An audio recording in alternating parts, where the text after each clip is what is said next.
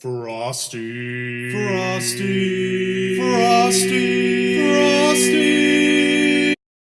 Hey everybody, welcome to another week of Frosty Vlogs. I am so excited to be talking to you again. Let me also say that I am very tired. You see what's been going on? I said last week, I quit pop for New Year's. It's my resolution, and I've been going strong, actually. It's been really hard. I went to a party, and I didn't drink any pop or alcohol, because I figured, why have one when you're not going to have the other, right? And it's weird, everybody else is drinking all kinds of yummy goodness, and I was just like, I'll have a water. It's different for me.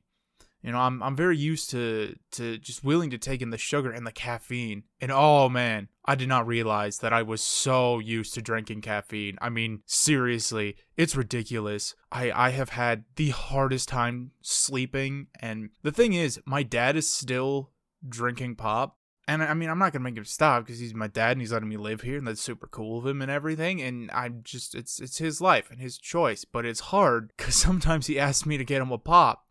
And I just think how easy it would be to just give myself just one more pop. And it's thoughts like that, these constant like, oh man, I just had a sandwich. You know what would go really good with this? Sugar. It's bombarding me. It's ridiculous. I mean, I've seen a documentary. I don't know if any of you have. Fed Up. Came out, I think, a year or two ago. I really enjoyed it. Anyway, what's important about it is I learned some things about sugar, and I'd be happy to talk about them later. But right now I'm just going to give you some of the cliff notes of it. Essentially what I learned that's important is sugar activates the same pleasure sense in your brain as, I believe it was, cocaine. So even though I'm just quitting sugar, to my brain, it's kind of like I'm quitting cocaine. And that's really messed up. And I'm not saying that physically I'm going through near the same amount of trauma, because I have no idea what it's like to do cocaine, let alone try to quit it. I'm just saying that quitting sugar in the amounts that I'm dropping out of my body is something that not a lot of people are used to. And oh man. But hey, it should make me healthier, right? So covered that. I just want to say real quick, I'm sorry if I'm looking in the wrong spot. The thing is, I have this whole new setup going over here because I am working on trying to get Let's Plays going, because that's something that I think a wider audience would be interested in watching and listening. And if I do them, like, I could save face cam for like scary stuff that would require reactions, but for the most part I think that taking the camera off for some stuff might let me be a bit more emotional. I'm not saying that I'm unhappy with the vlogs. I like doing them. I also know that I'm much more expressive in person than I am talking to a screen. That's just something that I know about myself. I really want to get that started, and I really hope that you'll like what I put out, but because of it, and I've only got this one workspace, things might look a little bit different, and I'm sorry. I also don't know when they're going to start going up. My goal was for next week, but I'm having a bit of problem with my audio, so here's hoping I get all that figured out. One last thing before I start talking about what I hate about the school system, which is what I promised you guys last week, and so I'm gonna do it. A quick couple of things just to catch you up on what I've done in the last week. I finally beat Legend of Zelda Ocarina of Time, which for some people might not be a big deal because you don't care or you beat it when you were a kid, but it took me 22 years to get around to doing it. Now, granted, when I was a kid, I never had a Zelda game. I'd seen plenty of them, and I sampled some while I was out at stores and stuff, but I managed to pick up Link to the Past from my Game Boy Advance at one point, and I don't know what happened to it. I know I never finished it. I had Wind Waker for all of a day or two, and then I decided that it was dumb because trying to navigate the trees was impossible for my, I don't know, I might have been 11 or 12 when I spent all my birthday and Christmas money on a GameCube. I'm not really sure. But what I am sure of is that I didn't beat my first Legend of Zelda game until maybe a couple weeks ago.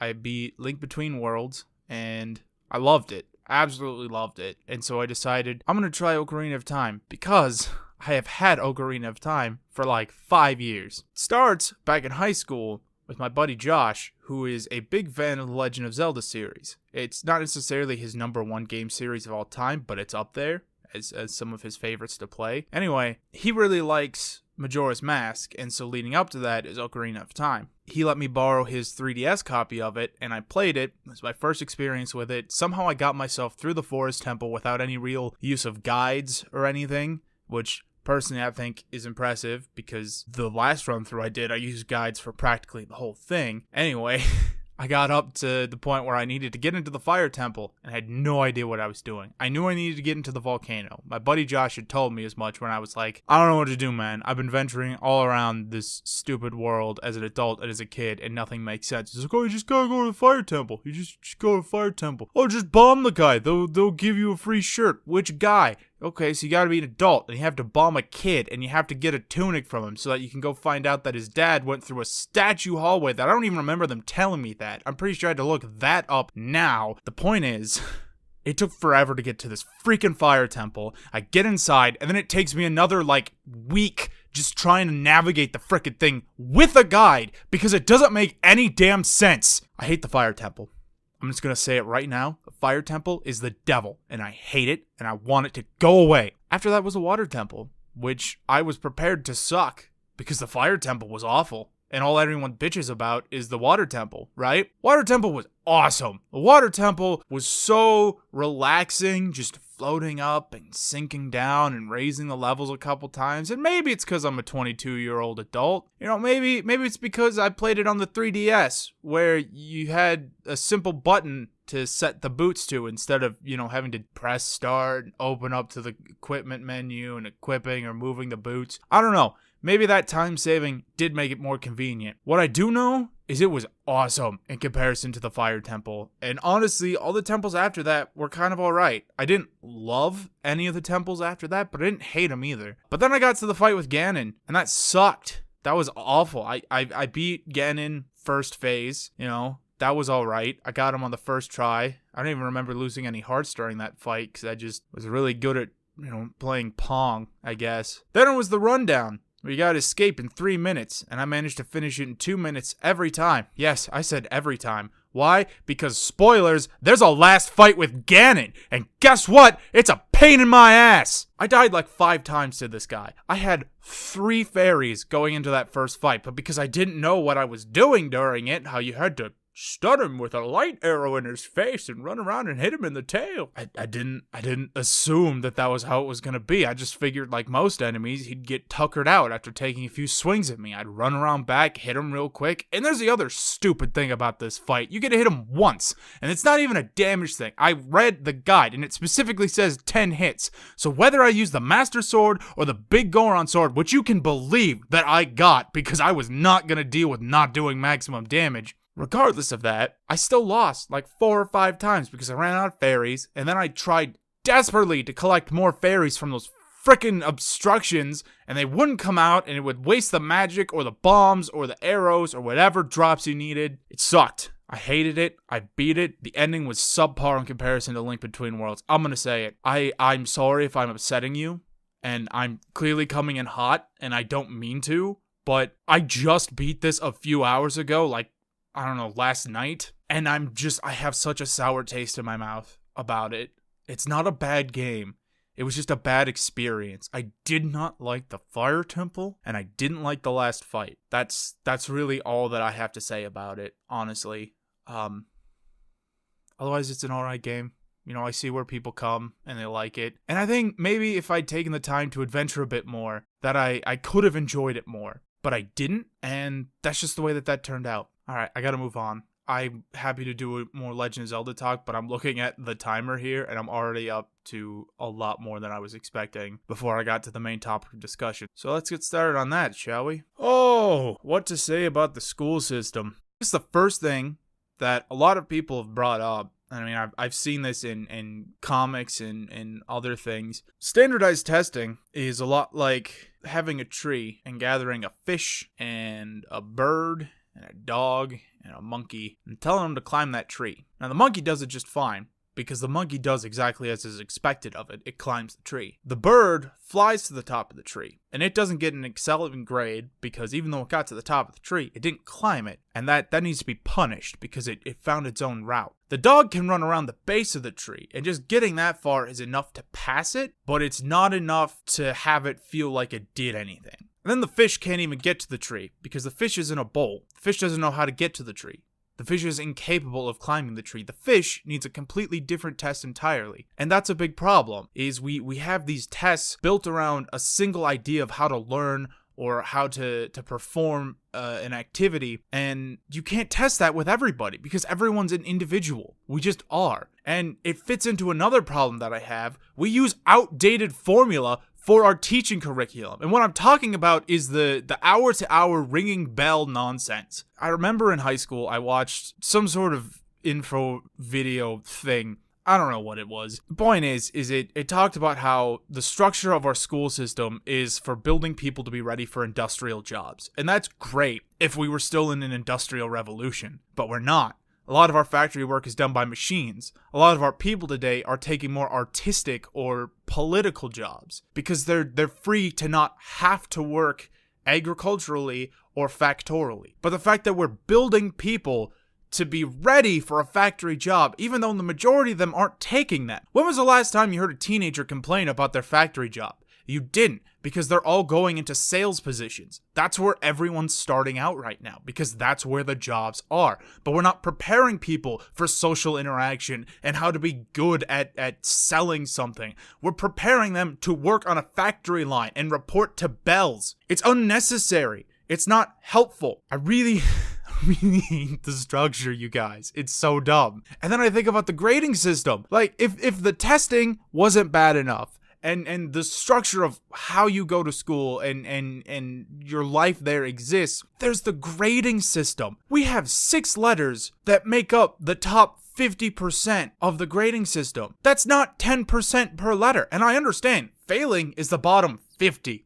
But that does not make it any better that there's one letter for 50% of your possible outcome just being, you kind of suck a lot. That's not fair to anybody. That sucks. D is a passing grade, while C is average, B is above average, and A is excelling. Why? Why do we need that? Why do we need 2 that go above average, and we've only got 1 passing below average? Because average is included as a passing, while the other below passing is a failure. That doesn't make any sense to me. It doesn't add up. It's not fair to people. And I want to make sure that everyone who's listening to this understands, while I didn't excel in my grades in high school, I was an not an honor student. I was an accelerated learner. I took all of the AP classes. I took honors classes. The only time I didn't take an AP class was my junior year of high school because I hadn't really had a lot of fun in the AP. And so I thought maybe I'll take regular and I'll get those easy A's and then my mom will like me more. And it sucked. It was so boring. I was so uninterested. And so even though I had way better grades, I hated going to school so much more than I did when I knew that I was failing. So that's why my senior year I went back to honors classes. And even despite that, I still hate the grading system. School's important. That's another point I want to make sure I get across, is that I believe in education. I believe everyone deserves an education who wants one. But I also think that the only necessities we have at this point are reading, writing, and arithmetic. And I don't mean writing like handwriting, because that's bullshit at this point. We all have smartphones. We all have computers. This is America we're talking about. I'm not talking about a country where they don't have access to these things, because those exist, and that freaks me out, because I would love to know what's going through the heads of somebody who doesn't have the same technology as me. For now, we've only got what we've got. And after you learn basic arithmetic, how to read and how to write, you know, the whole point of those in elementary school, which is all elementary school is, by the way, you just learn that so that you can learn on your own in the future. That's the first 5 years of schooling, is teaching you how to be sufficient to teach yourself. And then nobody does. Even through college, nobody reads on their own. There are people who do, and they're crazy, because you come in and you listen to the lecture or whatever's going on that day. You watch the movie, you review the text, but you always learn what you were going to learn on your own anyway. So what was the point of studying by yourself? Like, that was my biggest problem, is I never wanted to study alone, because what was the point? I was gonna learn it in class anyway, and I'd rather be checked in during class than be sitting there thinking, Yep, I know all that. And we don't even teach things that people are going to hold on to. We teach for the test. We don't teach for life. I can do math. I can read, but I mean, I had to go to special classes when I was in kindergarten to learn how to read. And then come first grade, I was an accelerated reader. I was reading at a college level. It was amazing to a lot of people. I just really liked Harry Potter, but I don't know anything about history. You know, I know some fun facts about societies in history, but I don't know the dates to any war. I don't know when any specific bills were signed. I don't know the order in which our country's laws were passed. None of it. Completely over my head. Because I only had to learn enough to get by. I never had to learn anything that was going to help me in the future. And so how I would propose fixing the system is we teach them, we teach our youth how to read, how to write, how to do math, how to do basic, just adding, subtracting, multiplying, dividing. Simple. Then we just sort of let them figure out for themselves, you know? Let them take history if they want, if they're interested in history. Let them take art if they want to be artistic. Because the truth is, I really think that putting someone in a class that they're not interested in is just going to fill up a seat. Nobody's benefiting from it. Money's just getting thrown away. That kid's more likely going to feel bad because they're failing.